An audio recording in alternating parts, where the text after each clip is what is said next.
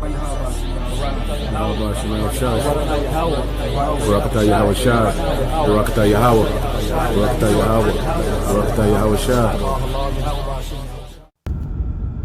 Hey, shalom, shalom.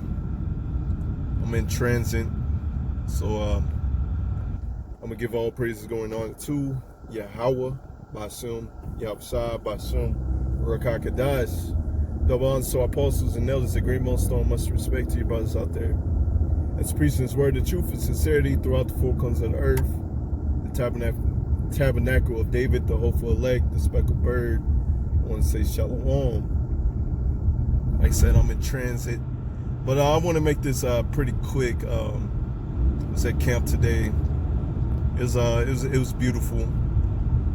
You know, when you read Proverbs 20 and 24, when you stand that the man's goings is of the Lord, and I just felt it in my spirit. I'm like, man, you know, I feel like I want to go to a different spot. I want to get a spot near the water, and that's what I did. I found me a perfect spot. Man, I was so happy. You know, I know it's off camera, but before camp, I was so happy when I found that spot. You know, I forgot about that spot, you know, because I used to go to that spot a lot when I would go down there when I was younger, you know. But anyways, you know, I was so happy that I found that spot. You know, it's right there by the water. Got a nice, I guess you can say, view, skyline, whatever you want to call it. But, you know, it was pretty nice. It was pretty nice. I enjoyed it. I enjoyed camp today. It felt good. I was preaching, and you know, it's crazy because right when I really started to get down and start preaching, you know, everybody seemed like they started to flee away. You know, they started to walk away, and you know, we understand that the word cuts. You know, this word is fire, and the people is like wood to the fire, man. So when they hear this word being preached, the way that it's being preached, you know, a lot of times these demons, these spirits, they gotta run. But while I was at camp preaching, while I was winding down, you know, I saw a brother. He was out there fishing. You know, I was thinking in my head, I'm like, man, I like the water. It feels good over here. You know, I was kind of thinking about the disciples, how they were out there fishing, and Yahushua gathered them up and made them fishers of men. You know, here they are. Their lifestyle is to be a fisherman, and then the Lord woke them up out of their sleep to make them fishers of men. Well, after camp, this brother actually came over. You know, the brother that was fishing, he came over. He's like, what church you with, or camp or something like that. And I was like, I'm not with any church. You know, I had to let him know that, because I'm thinking that he's talking about you know, these actual churches. He's like, you preaching, you know. I'm thinking he's talking about some actual church, but you know what it brought down to. You know, we started talking, because I guess he didn't want to be on camera. I get that, you know.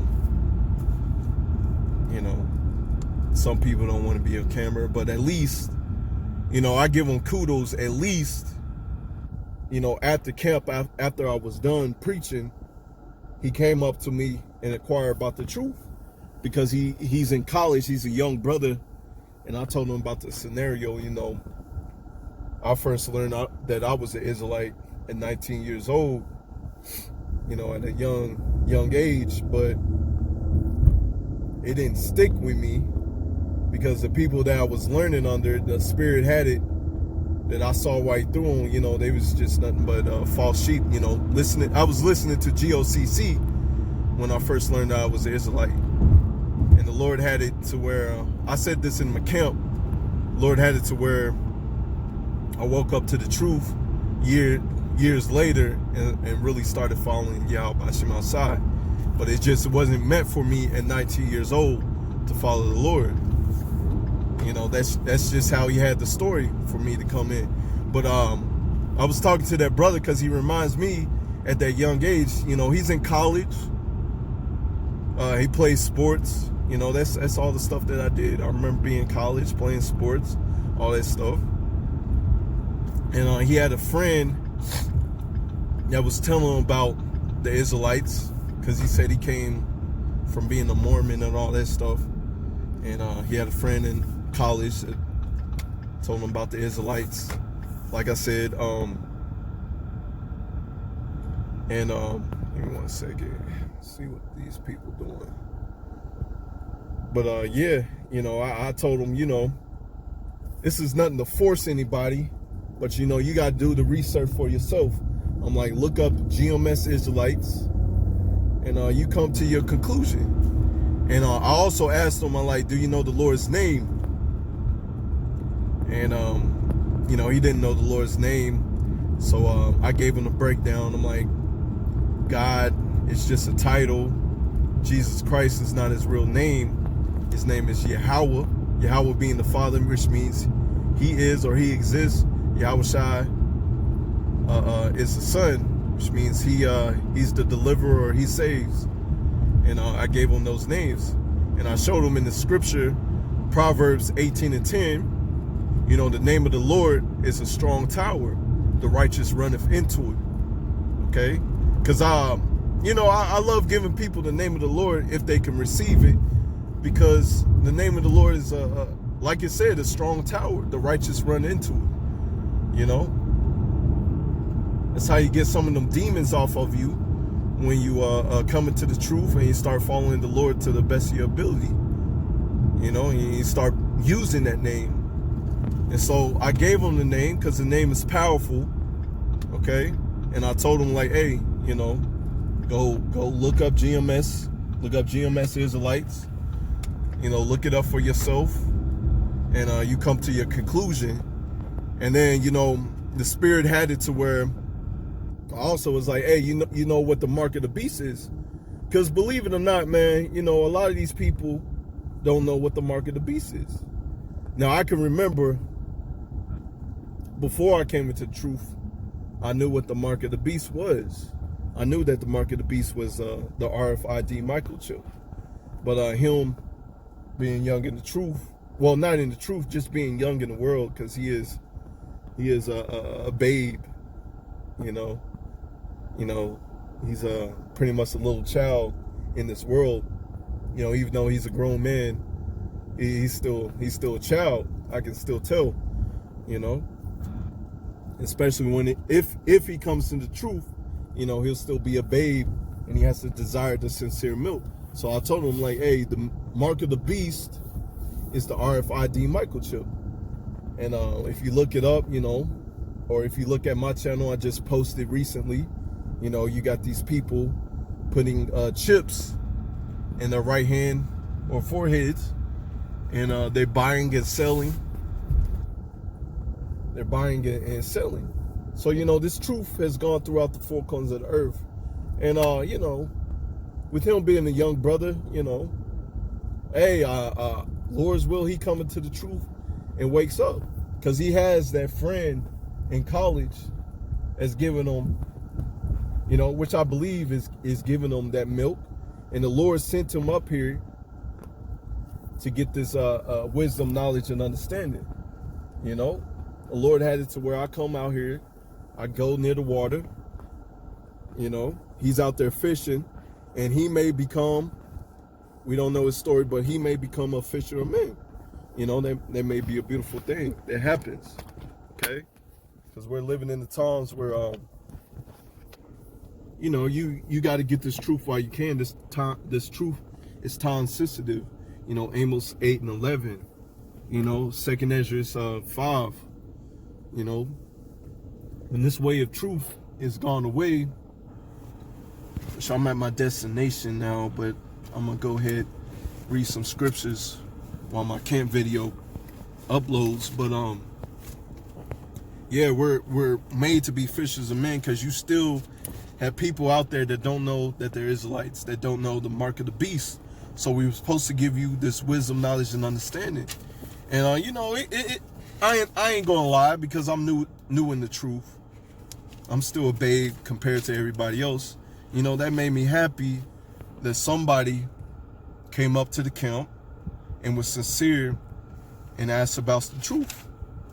Hey, hey, you know, it made me feel good. But what's gonna be even better if that brother, you know, wakes up to the truth and actually start following the Lord. You see, you can learn about the truth, know that you're Israelite, like I did when I was 19 years old. But like I said, the people that I was learning under was watching the videos, was GOCC, and the Lord had it to where I was like, man, I was turned off on these dudes. And later in my life, saw GMS, and you know, I woke up. But anyways, you know, it's a beautiful thing. You know, you gotta take this thing seriously. You know, I'm over here going slow. Slacky, y'all. But yeah, this truth is time sensitive. So let me go to so I brought this out at camp. Okay. Amos 8:11. Behold, the days come, saith Yahweh power, that I will send a famine in the land. Not a famine of bread, nor a thirst for water, but of hearing the words of Yahweh by Yahushai. And they shall wander from sea to sea, and from the north into the east, and they shall slakia. And from the north into the east they shall run to and fro to seek the word of Yahweh, and shall not find it. In that day shall the fair virgins and young men faint for thirst. So, you know, also while I was out there, you know, you had a couple of Jakes. You know, it seemed like they was coming up to the camp. I could see them on the corner of my eye, you know, while I was reading my precept. And they hear what I said, and they just end up bolting off. And then you have the Edomites. You don't see them on camera. I see them from afar. And, you know, I saw one, and it was like, what in the world is this dude doing? You know, a lot of them was like, what in the world is this dude doing? What is he talking about? What is he preaching about? You know? But hey, this gospel has to go throughout the four corners of the earth. So, you know, our labor's not in vain. This is why we have to go out here and preach his word. Okay? Because the word is still going out there. There's still people who haven't fully learned or heard the truth or take heed to it. And so that's why we're out there to preach his word and let you know what's up, man. You know, repent or lay down and eat that nuclear missile.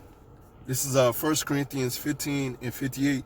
Therefore, my beloved brethren, be ye steadfast, unmovable, always abounding in the word of Yahweh.